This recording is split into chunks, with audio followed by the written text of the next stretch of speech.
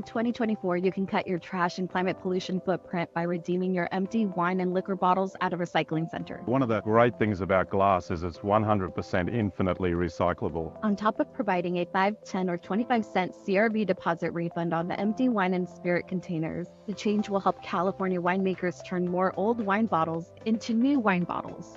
We want to recycle as much of our material as we can back into wine bottles. California's Beverage Container Recycling Program kept nearly 500 billion bottles and cans off our streets and out of our landfills by turning empty containers into new products. By adding wine and spirits to the CRV redemption program, we anticipate that will bring in 1 billion bottles into the recycling program. Angelica Bailam just got promoted to crew leader working for Conservation Corps North Bay. She's learning to operate a forklift, transporting pallets packed with electronic waste, and learning English. Her fellow team member, Juan Hurtado, translates. Separating everything pretty much where the flats go, CRTs, mix, we're just separating all the e-waste that we get here. A UN report states less than 20% of e-waste is properly recycled, with the rest ending up in landfills. E-waste is now the world's fastest growing waste stream. We're just trying to settle some technical difficulties, so we'll get started in just a few minutes. For these trainees, many who come from underserved neighborhoods, it's a chance to make a difference in their communities and for themselves while earning their GEDs. It's now easier than ever for Californians to prevent unwanted or unused medication from getting into the wrong hands. Just drop meds off in a collection bin or mail them back. You can also prevent accidental needle stick injuries by using free mail-back programs. CalRecycle approved California's first ever statewide industry-run programs dedicated to safe medication and sharps waste disposal. It's easy and convenient. Just look for medication drop boxes at participating pharmacies, hospitals, sheriff's stations, and other locations. You can also receive free mail-back materials when you buy new needles. Scan this QR code now for more information. If thrown into a landfill, organic waste decomposes without oxygen. That releases methane, a gas that drives climate change and is 80 times more harmful than carbon dioxide. You take all those things you don't need and put it here. Compost, on the other hand, enriches the soil, sequesters carbon, prevents methane emissions, and helps the fields retain water. It's been a really valuable experience for us. One survey found 72% of Americans don't compost because they say it's not convenient. Karis and Henry disagree. Yeah, it's easy. It's super easy. You can use it for soil to make other plants, and then you can use those plants to make soil for those plants. We should all compost. The next generation cultivating a healthy attitude on the path forward.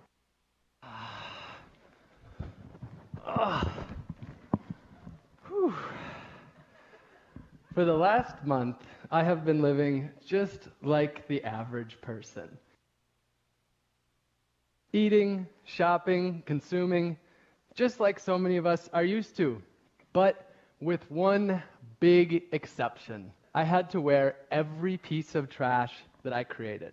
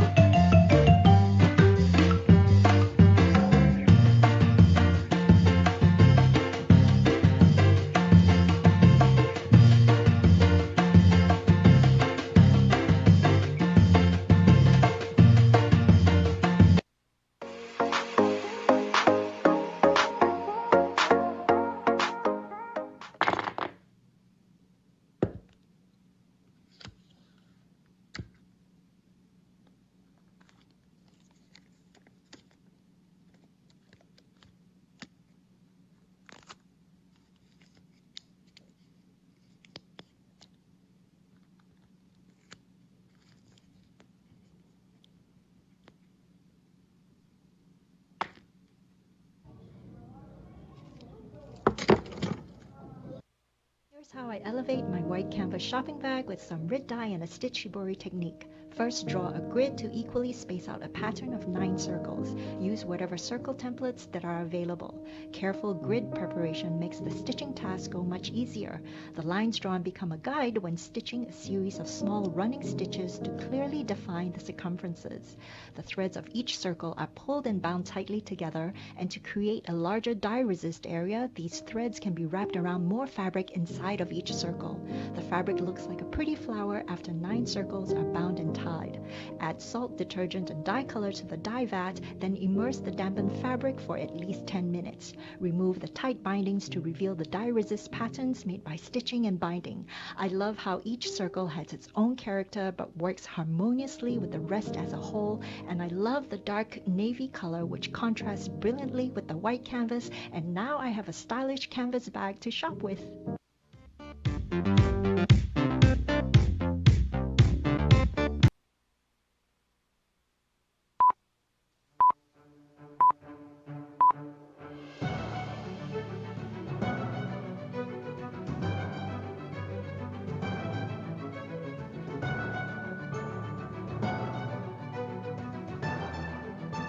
More progress and more funding to cut climate pollution in landfills. This is our brand new cogeneration engine. See the local benefits from CalRecycle's circular economy investment. And the numbers are in. Mattresses collected, recycled, and kept out of California landfills last year, plus new information for recyclers in California's Beverage container recycling program. CalRecycle's monthly public meeting starts now. Good morning, everyone. Thanks for joining us for CalRecycle's September 2023 public meeting. This meeting is by Californians for Californians as we work together to protect our communities and fight climate change. To serve people of differing abilities and comply with the requirements of the American Disabilities Act, CalRecycle provides closed captions for publicly viewed meetings. Our staff has worked to identify the most accurate captioning software available with appropriate filters. Because live captioning requires voice recognition software, we'd like you to know that some errors may occur with this broadcast. Here's information about our Spanish language interpretation. El idioma no debe ser una barrera cuando se trata de proteger nuestro aire, nuestra agua y tierra. CalRecycle está transmitiendo simultáneamente esta junta pública en español e inglés. Puede encontrar el enlace en línea en español e inglés en la parte superior de nuestra página web calrecycle.ca.gov. Language shouldn't be a barrier when it comes to protecting our air, water, and land. CalRecycle is simulcasting this meeting in English and Spanish. Click the public meeting banner at the top of calrecycle.ca.gov for a link to our webcasts in both English and Spanish. If you're attending this meeting in person in Byron Share Auditorium, we have Spanish interpretation devices available.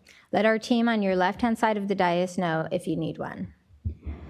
Si asiste a esta junta en persona en Byron Share, tenemos dispositivos de traducción al español disponibles. Informe a nuestro equipo al lado izquierdo del mostrador de presentación ejecutiva si necesita uno. Gracias. Our first agenda item today is the Director's Report. CalRecycle Director Rachel Mackey-Wagner is out this week, so Chief Deputy Director Mindy McIntyre will join us now for this report. Good morning, Mindy. Good morning, and thank you all for being here today.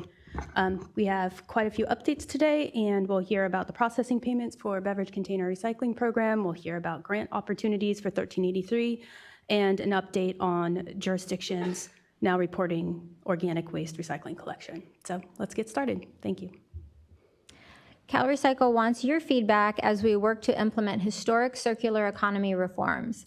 CalRecycle's next informal SB 54 workshop is set for Wednesday, September 27th at 10 a.m. Topics will include covered material categories, the needs assessment, and source reduction.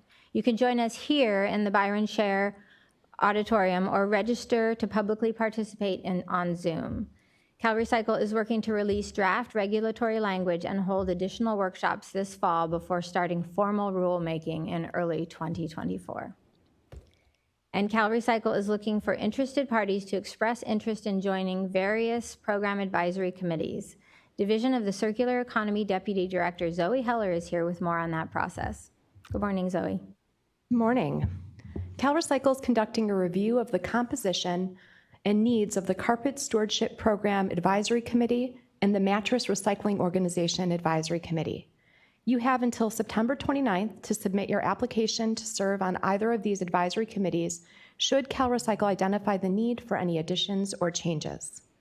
The primary duty of the advisory committees is to provide recommendations during the development of documents prepared by the stewardship organizations. A full description of each advisory committee's specific statutory responsibilities and appointee expectations are in the application instructions, which will be available on both the carpet and mattress web pages. Please contact us with any questions that you might have. 75% of jurisdictions now report food and organic waste collection for residents as California works to cut landfill climate pollution. $90 million in SB 1383 local assistance grants are now available to build on that progress. CalRecycle is in the process of reviewing applications for our most recent CalRecycle Organics infrastructure grants. Let's see how a previous grant recipient is turning food waste into a local resource for their community. Fighting climate change and keeping our water safe. In California, wastewater treatment plants are an emerging hub for recycling food scraps. We take in about 10 tons of food waste a day. With the help of $2.5 million in state funding, the Central Marin Sanitation Agency is upgrading its facility to keep even more food waste from becoming climate pollution in landfills. The new storage tank, which is funded by CalRecycle, is doubling the amount that we can accept. Through a process called co-digestion, communities can cost-effectively retool their existing water treatment plants to recycle food waste into products like fertilizer and fuel. The co-digestion part is where we bring in additional trucks of mainly food waste, and we inject that into the same tanks together with the wastewater materials. Within 40 days, naturally occurring bacteria will eat the organic waste and convert it into biogas. So this is our brand new cogeneration engine. This is a state-of-the-art power plant, if you will, that takes the biogas from our digesters and produces clean renewable power and heat. So this will help create a greener, more circular economy in that sense. Soon they'll produce more energy than they need and send the extra to their community, turning local waste into a local resource to fuel their economy, fight climate change, and lead California's march to a zero-waste future.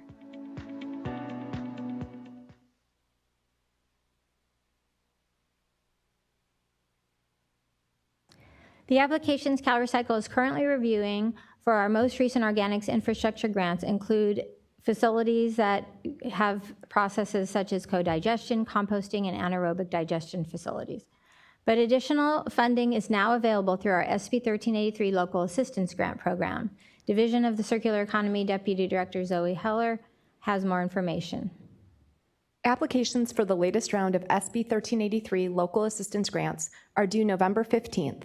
The $90 million in funding can go to cities, counties, a combination of each, regional or joint power authorities, and special districts that provide solid waste collection.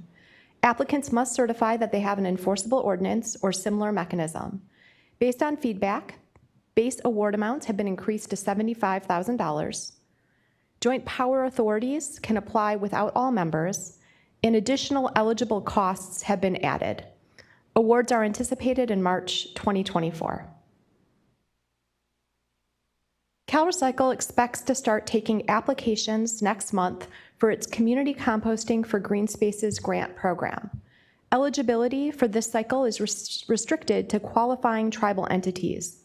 The $510,000 in grants can help tribal entities create, improve, or expand community composting sites. Grants range from $25,000 to $75,000. Last week, CalRecycle held an information sharing workshop facilitated by the U.S. Environmental Protection Agency Region 9 office with environmental directors from tribes throughout California. Staff received feedback on items like indirect cost rates and maximum award amounts. Once a recommendation is finalized, we'll notify all interested parties, and we really appreciate the feedback. CalRecycle anticipates opening the application period next month, with applications due in January and awards expected in March of 2024. Next on today's agenda is the Beverage Container Recycling Program Deputy Director Amy Cameron to give you more information on processing payments. Good morning, Amy. Good morning. CalRecycle posted the fourth quarter processing payment adjustment last week. Effective October 1st, 2023, CalRecycle will increase the processing payment for PET plastic. Due to declining scrap values, the payment increases from 13.6 per pound to 18.7 cents per pound. The processing payment for glass decreased by a fraction of a cent.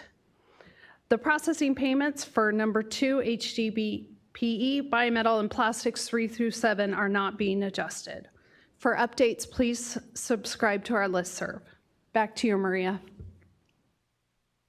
A reminder, you can submit your public comments on any of today's agenda items. Here's how.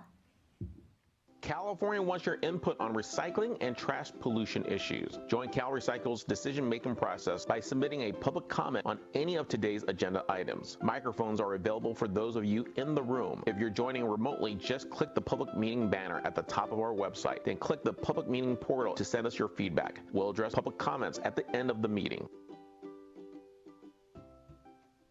You can access the public comment portal through our new monthly public meeting webpage. The webpage is also available in Spanish. We will address submitted comments at the end of this meeting.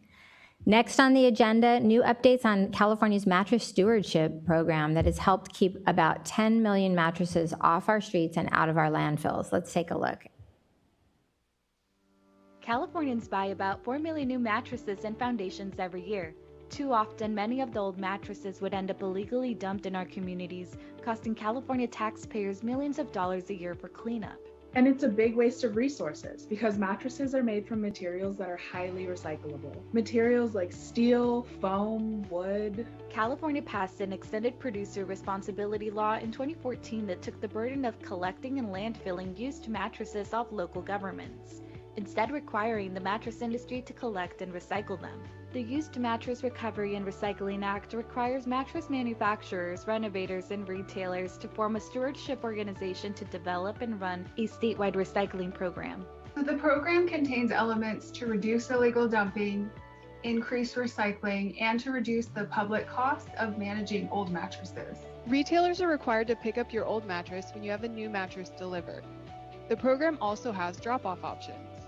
99% of Californians now have a free mattress collection option within 15 miles of their home. Through a consumer recycling fee on each new mattress, the stewardship organization, Mattress Recycling Council, operates a recycling program by educating consumers, expanding convenient collection options, and turning an old problem into new products.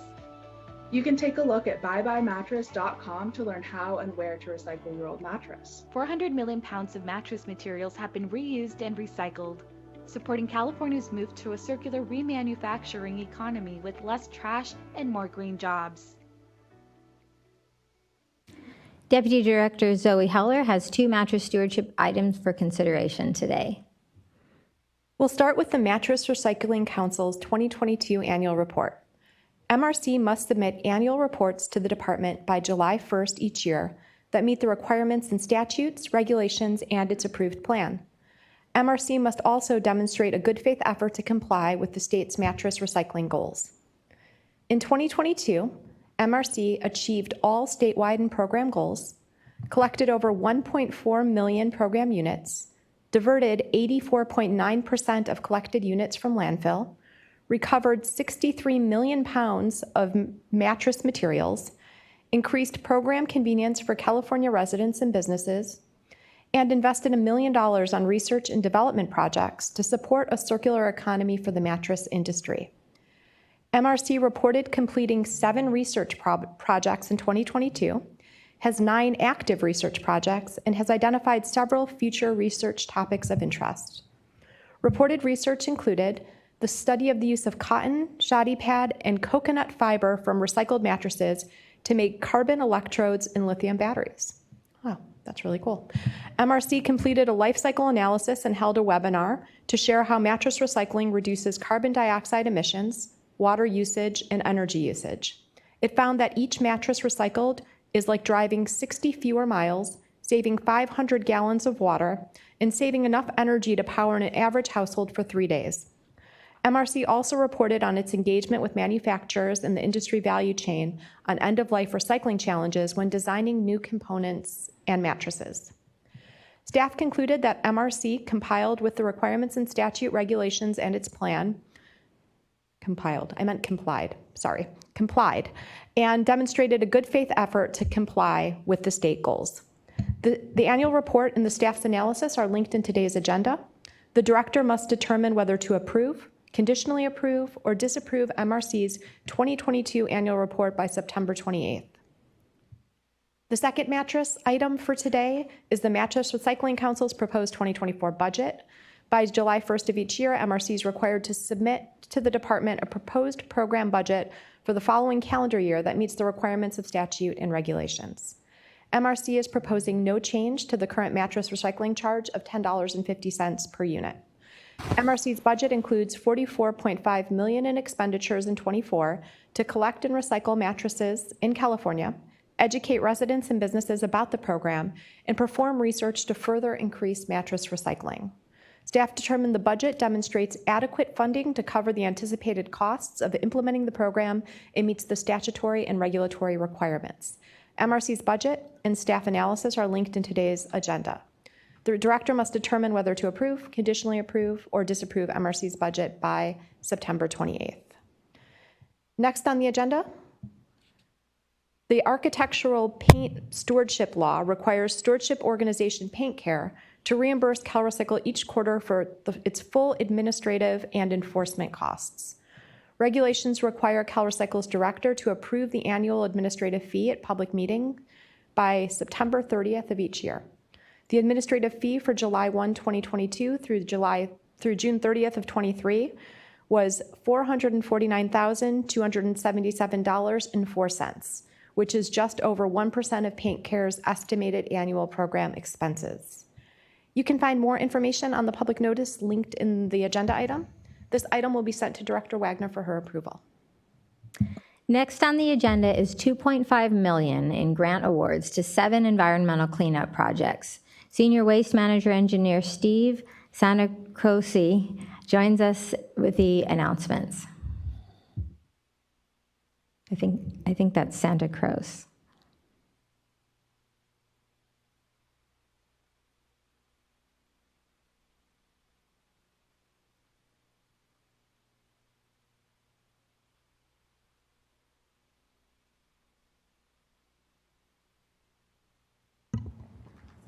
Hello, good morning. Thank you. Through 2 CalRecycle managed grant programs, the Solid Waste Disposal and Co-Disposal Site Cleanup Program funds local agencies to help clean up legacy solid waste sites and illegal dump sites where the responsible party either cannot be identified or is unable or willing to pay for a timely cleanup of these sites. And these sites are a threat to the public health and safety or the environment. This RFI item is to award a total of $1 million in grants through our illegal disposal site abatement program. And the awardees are Calaveras County, Del Norte County, Los Angeles County, and Yuba City.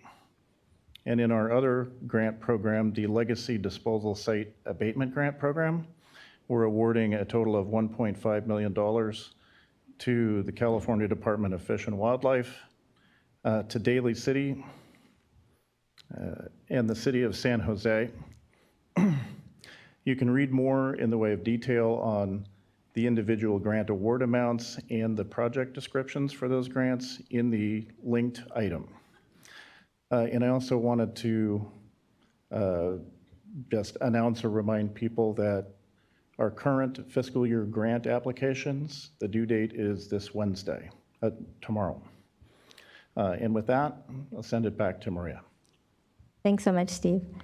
Moving on now to solid waste and tire facilities permit and emergency waivers. CalRecycle has upgraded its facility permit presentation to show an aerial view of the county and then an aerial view of the specific facility.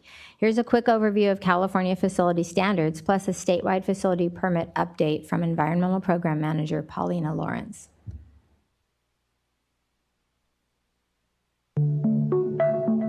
Protecting the health of Californians and their land, food, water, and air is a big job. Local, state, and federal agencies play different roles to enforce public health and environmental safety standards. In California, solid waste local enforcement agencies process applications, issue, and enforce permits for solid waste facilities. These include landfills, transfer stations, compost facilities, or similar operations. CalRecycle must verify permits are consistent with state requirements. Permits can only address areas within the authority of local enforcement agencies and CalRecycle. Check out the link below for more detailed information. Emergency waivers allow temporary changes to solid waste permit requirements in response to local or state disasters. Local enforcement agencies may approve the waivers, which are good for up to 120 days and may be extended.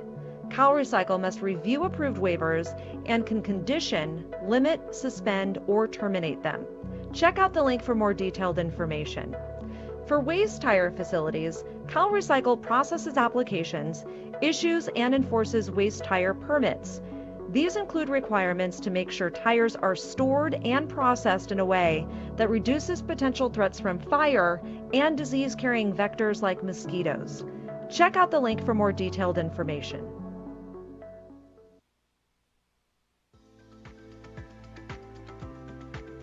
On August 23, 2023, for Sacramento County, the department has concurred on and/or agreed with the LEA for a new solid waste facilities permit for Aerojet Waste Consolidation Unit. Action is needed August 31st, 2023. Also on August 23rd, 2023, for Shasta County, the department concurred on and/or agreed with the LEA a revised solid waste facilities permit for the City of Redding Transfer Station, Materials Recovery and Composting Facility. Action is needed August 26, 2023. Continuing on this month's agenda, for Riverside County is Paris Transfer Station and Material Recovery Facility. This is a modified solid waste facilities permit. Action is needed November 1st, 2023. Also continuing for Orange County is Valencia Greenery. This is a new compostable materials handling facility permit. Action is needed September 22nd, 2023. Lastly, continuing on the agenda for Sonoma County is a modified solid waste facilities permit for Global Material Recovery Services. Action is needed September 25th, 2023. New to this month's agenda for the City of LA is CWS DTLA Material Recovery Facility and Transfer Station. This is a modified solid waste facilities permit. Action is needed by October 27, 2023. Preliminary review of the permit package indicates the following proposed changes: updates to the legal description of the facility section, the findings section, documents that describe and/or restrict design and operation of the facility section, self-monitoring section, and the local enforcement agency's conditions section.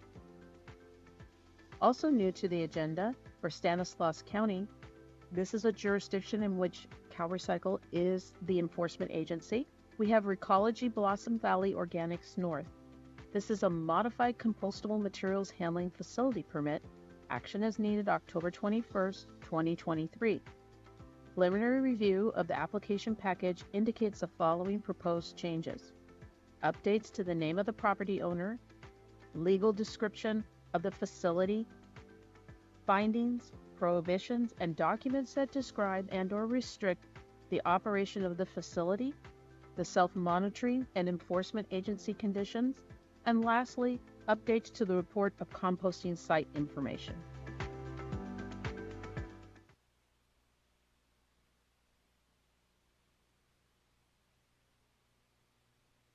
We're excited to upgrade this section of the monthly public meeting just to help visualize for the public the parts of California that we're serving and what these facilities that we're permitting or helping to permit are serving. We have more information on any of today's agenda items. Just go to CalRecycle's homepage and click the public meeting web banner at the top of our site for a link to the agenda and associated notices. Now it's time for public comments. First, we'll take comments from the public present in our Sacramento Cal EPA headquarters meeting room today. Does anyone have a comment? We have a microphone here on your right-hand side.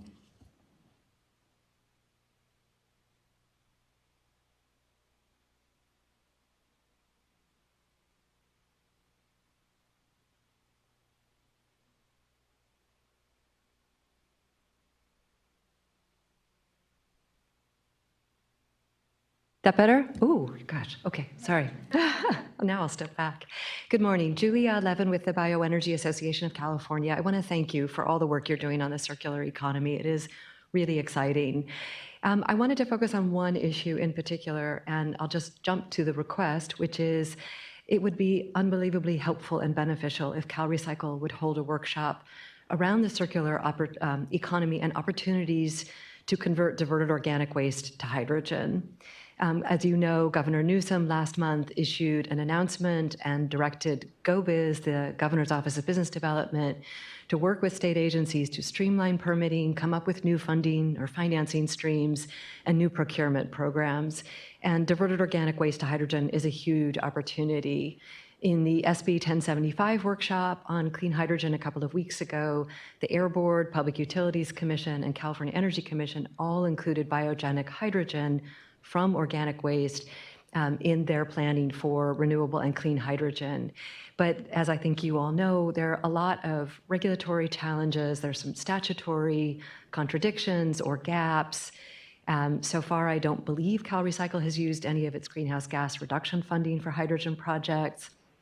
We need a lot of help in this area, really to use diverted organic waste for its highest and best use, which the Lawrence Livermore National Lab report, which is quoted in SB 1075 or cited in SB 1075, says explicitly, as its report did on carbon neutrality, converting organic waste to hydrogen is the highest and best use by far from a climate and other environmental purposes perspective. So it would be really great to have probably a full day workshop to talk about all the opportunities, the barriers, and potential solutions so that CalRecycle can join the team of state agencies that's really working to accelerate clean hydrogen development in California. Thank you.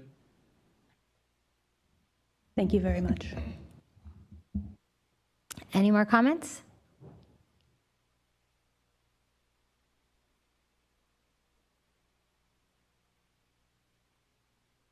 Good morning, Evan Edgar Associates on behalf of the California Compost Coalition. Great work on the grants. Having the community compost grants are great, and the local government procurement for $90 million. And my understanding that money can be used for compost procurement or organic product procurement as part of the budget. So when people apply for the $90 million for their allocation, but some of the expenses could be procurement of organic waste products. So that's a question, but I'm looking for confirmation on that. Evan, let me get back to you on the specifics on how that money, or if that money can be used to procure recycled organic waste products. I want to make sure before I confirm here. Oh, thank you.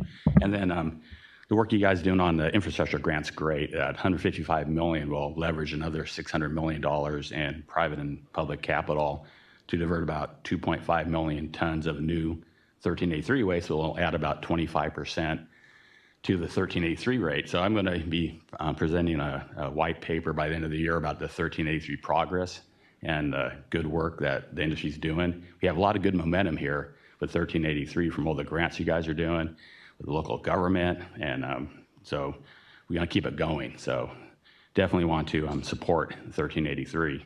As part of that, one of the reasons I'm here today is ask you the process on your zero waste plan.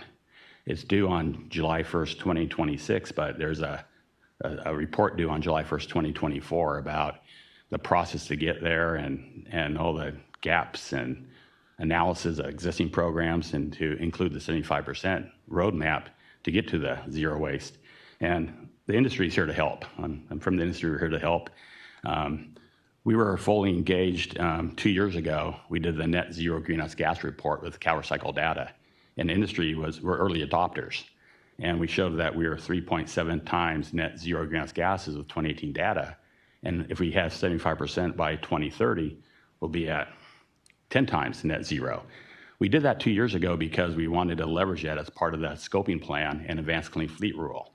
And we made our best efforts to present that plan at all parties, but it really didn't have any, nobody took it up and wasn't really recognized as part of the scoping plan because as early adopters, we were developing RNG, we're using RNG, we're supporting RNG, and we wanted to use that as part of the advanced clean fleet rule. And the group did a lot of effort to have some type of solid waste carve out as part of that, but not enough about how to use RNG for fleet vehicles. So we did that 2 years ago, and I want to do this again as part of the industry to have a roadmap for 75%. I'm looking for what process CalRecycle envisions, because July 1st will be here before you know it. If there's a workshop or a process that we can engage, because I know a lot of industry folks would like to step up in order to provide data, ideas, in order to move that forward. So I'm looking for any process or how can we engage with CalRecycle to provide information data, have a successful report that will come out on July 1st, 2024. Thank you, and we look forward to engaging as well. And we are working internally on the exact process, but that should be available very soon. Thank you. Thank you.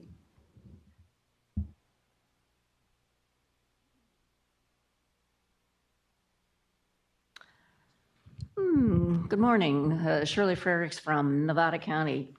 Before I launch into my real reason for being here about plastic single-use bags, I've been listening to the New York Climate Week. I don't know if you have listened to any of it. And kind of one of the overriding thoughts that I've had up, and I'm going to push up in Nevada County is to change perspective.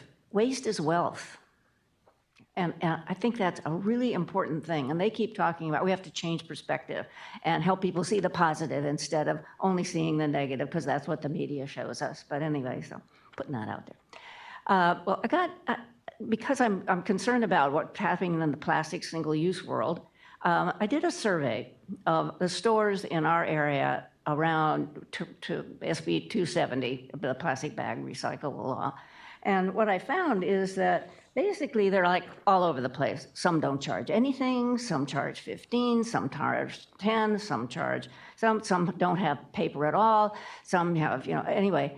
And so I'm going like, well, so we need a little renewal of this law. And for a few reasons. A, it was on as of 2016. Then it was off, and then it's back on. But I'm not sure everybody knew, and I'm not sure most of all the customer knew that it was back on.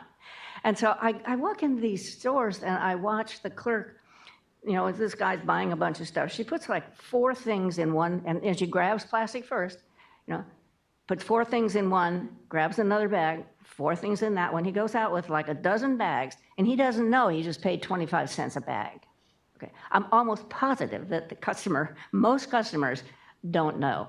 There are some conscious stores at Briar Patch and others that, people, they bring it. But I think we need a renewal on this law. I mean, it would be very simple to require that they post a sign. I mean, that's what I'm going to try and do in my area. Post a sign and just say, this is why we're doing it. I don't even think they understand why we're doing it. Because it's like, oh, well, I guess the money doesn't matter. But we got to, we have to come up with the reasons to make it matter in terms of what it's saving from the environment and so on and so forth. So, I think we need to renew this, require a sign, and also require the clerks to not just grab a plastic bag. I mean, that's what they do. It's simple, right? I mean, it's right there. They just grab a plastic. They don't ask if they want paper. They just grab a plastic bag. Some stores, if I wanted paper, it's over there, out of sight, out of sight for the clerk, out of sight for me. Yeah, but bringing a reusable bag is something they're not getting the concept. Anyway, so that's the most important. That's the most important piece, is how do we renew this? And the other end of it is I understand that I think it's Senator Allen either has already put forth a bill or is it going to on using something, that's pure profit, okay? And all of those dozen bags, 25 cents each at grocery outlet, thank you very much, all of that is profit for the store. And so he's proposing that we require some of the money that they take to come back into the recycling fund for whatever, I don't know, I forget what it was. But, I think that's another really important piece, is that's a huge amount of profit that we should be getting something back for education, or making signs, whatever that has to do. But anyway, so I think that's a, oh, and then I also want to know, who enforces this? Is it the city that has enforcement? Yes, no? No. No. It's the AG. So that's the Attorney General, apologies. It's the Attorney General per statute. Okay, and so how do I just say, hi, I'm from Nevada County. How do how do we go about enforcing this? I mean, a city council must have something to do with this, but how do you do this? Well, this is an interest of the legislature, and you're bringing up really great points about the plastic bags statute and what it originally intended to do and what it's doing now. CalRecycle was not given an enforcement role in the original statute, and we can't really speak to enforcement, but I do know the Attorney General is very engaged on this, and you can reach out to their office. We could probably provide contact information to them so you can talk to them about how to do enforcement on their end. But again, this is important to the legislature. They're discussing it now. They're looking at updating, as you mentioned, one of the bills in the legislature. So it's definitely on everyone's mind. Yeah, I mean, I really have to applaud Bonta. He's coming out, on a number of these issues. Okay, so I'll go there to see what they're going to do and how they do this. I mean, it's huge, right? It's big. Yeah.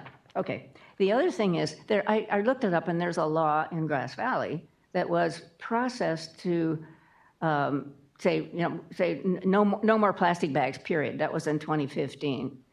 Well, I wasn't there in 2015, but I'm assuming that the California law superseded that state law. Is that correct?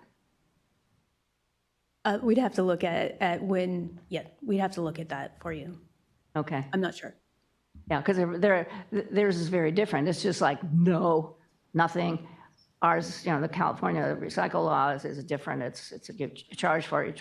But the purpose of the law is not being accomplished. I can say that. People don't get it. Oh, money, no problem. So anyway, thank you. You're bringing up a good point. We do know there's a lot of confusion on the plastic bags bill, and we do get a lot of questions. So appreciate these comments, and they're very important. It's very important that the legislature hears as well. So appreciate your engagement. How do I follow up on this? Well, again, we can provide information on the contact for the Attorney General. Okay. Yeah. And also, we have a new law coming in next year about the veggie bags, right? That's right. Yes. Senator Eggman's bill. I mean, let's wrap them together here and say, come on, guys, there's a reason behind these laws that, you've got to get on it. Yeah, okay, all right. Yeah. Thanks.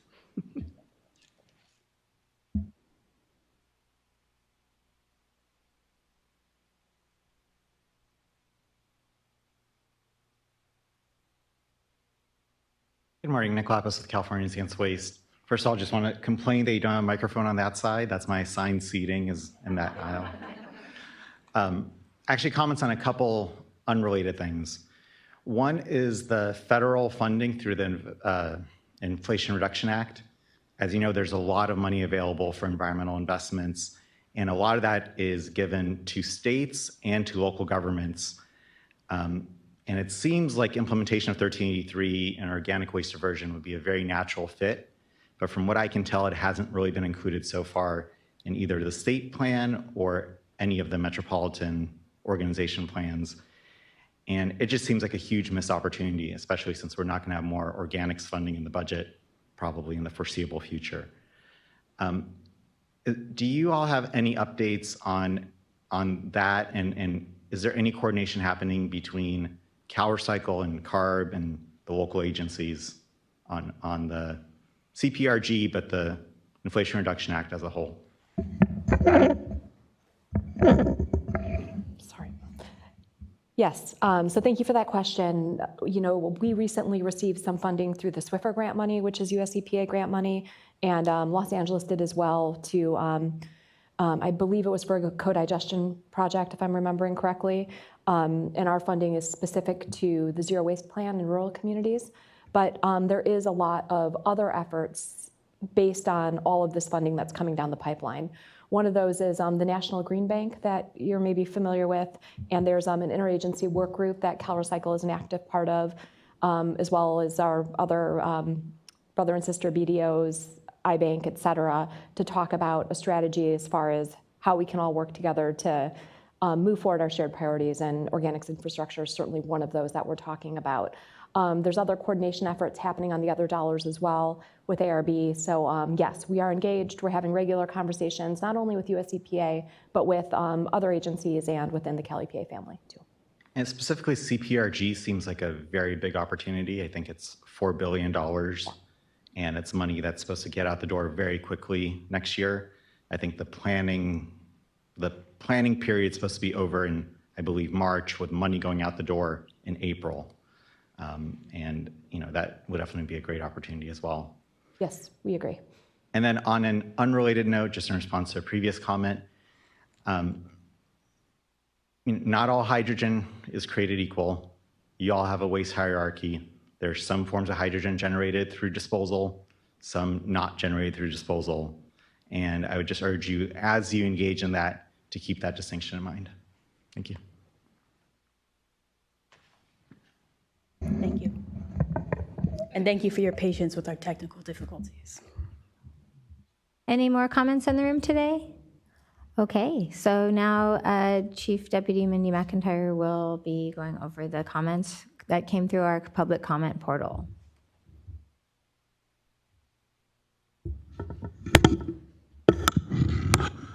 Thanks for your patience. We're having a lot of technical difficulties today.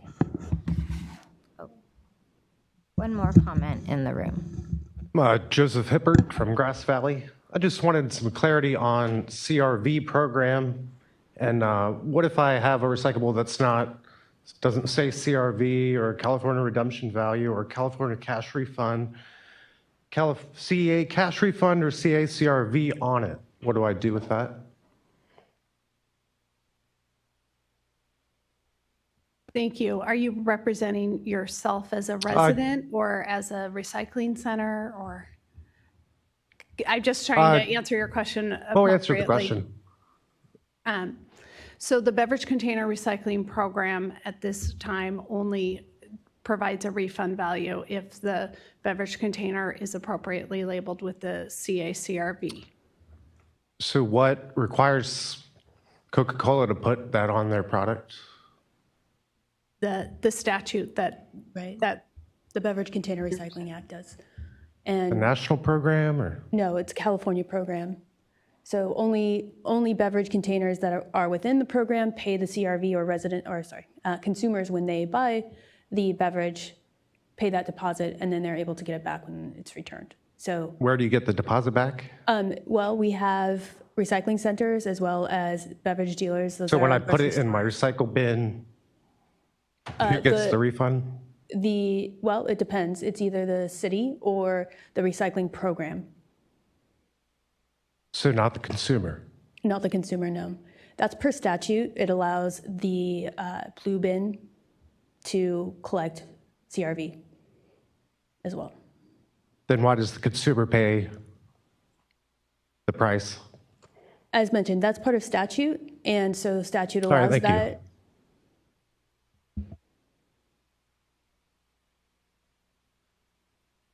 All right, again, go ahead.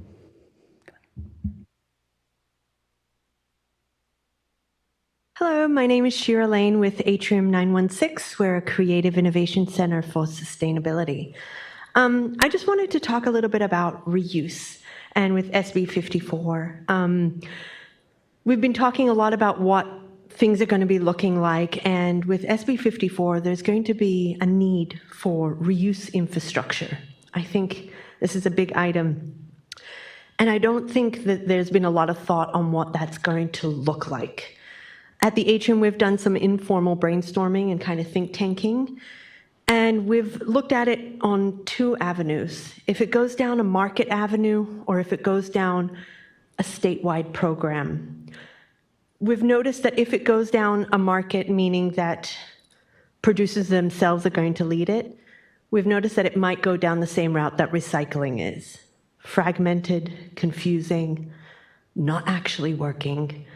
And we highly recommend actually considering maybe doing some kind of really investigative report or really looking into a strategic plan of what reuse infrastructure could look like for California. I think this is a really big question, and to make sure that proper investment is going in the right direction. And education would be a lot easier if it was one system that many people could plug into. It would also help with economic development in underserved communities. These are just some things we've brainstormed about, and we'd love to investigate this further, but thank you.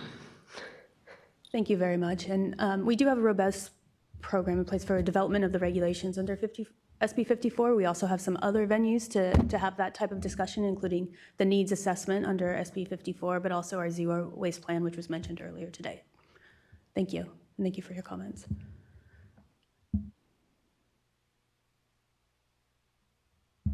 Thank you again for being patient with some technical difficulties. My computer is, of course, not working, so I will borrow Zoe's.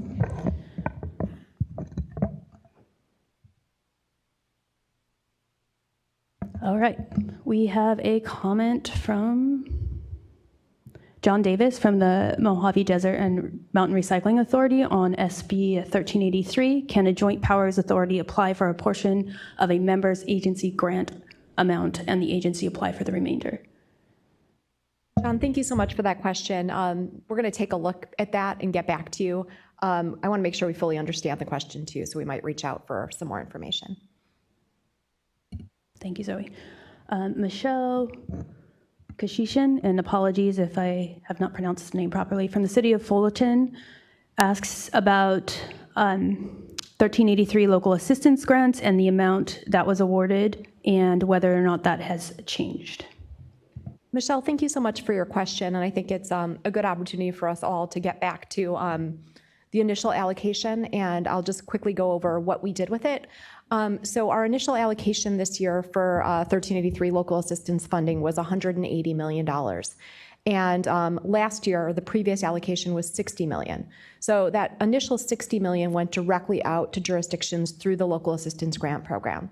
We had a slightly different approach this year with $180 million, where we split that in half. So $90 million went into our organics infrastructure grant program, where that $90 million was available only for jurisdictions who would like to invest in new or expanded organics waste processing infrastructure within their jurisdiction. So that's where the first 90 went. As mentioned earlier in today's presentation, we're analyzing those grant applications now and are really excited about getting that money out the door. The other $90 million is the program that we talked about today, specific to local assistance to jurisdictions for implementation of 1383. So a slightly different focus. That's $30 million more than last year, and that's why we raised the base amount per jurisdiction. We also anticipate we'll have a few more jurisdictions coming in, given that many have gotten their enforcement ordinances done by now. So also very excited to get that money out the door as well. So I hope that answers your question. Thank you. Thank you. The next question is from Susan B. Collins from the Container Recycling Institute, asking about the presentation from the August 10th meeting and the criteria for recycling innovation grant programs, that it would be presented at the public meeting in September. And I believe we have a workshop scheduled. Yeah, so Director Wagner spoke to both the 1013 and the 179 money at our last monthly public meeting, and is really looking for us to think strategically for a comprehensive plan to get that funding out the door. So our goal is to bring to you a plan to workshop in November. And so we're looking at getting a room, this one or next door, reserved in November, and really looking forward to having robust discussion, given that so many of these programs are new grant programs, and a wide range of interested parties will be eligible for receiving funding. So bear with us. We need a little bit of time to just plan and make sure we have something comprehensive to share with you all so that we can solicit feedback to be successful, given that, once again, so many of these are new funding programs for us. And we want to get it out quickly, but we also want to get it out thoughtfully. So thank you for that question. Next comment is from Leonard Lang. Mr. Lang asks about the training of regulation staff for the dealer cooperatives. Also asks about regulations regarding prepayment, and that there would be a workshop, which Zoe just mentioned is scheduled for November regarding payment under, grant programs under the Beverage Container Recycling Program. So Mr. Lang, we can assure you that our regulation staff is in fact trained. Our legal staff work alongside our program folks within the Beverage Container Recycling Program, as well as the Division of Circular Economy. There's a lot of collaboration there, and our legal staff are very well trained in regulations development. Next comment is from Joe from Olins, no last name provided. When can we begin to address the problem between per count systems such as RVMs and the over-the-scale system? If an RVM collects containers per count, they should be reimbursed by count and not by weight. Thank you for your assistance. Thank you, Joe, for the suggestion. Staff is currently reviewing our work plans for the next rate determination study, and we'll take this under advisement.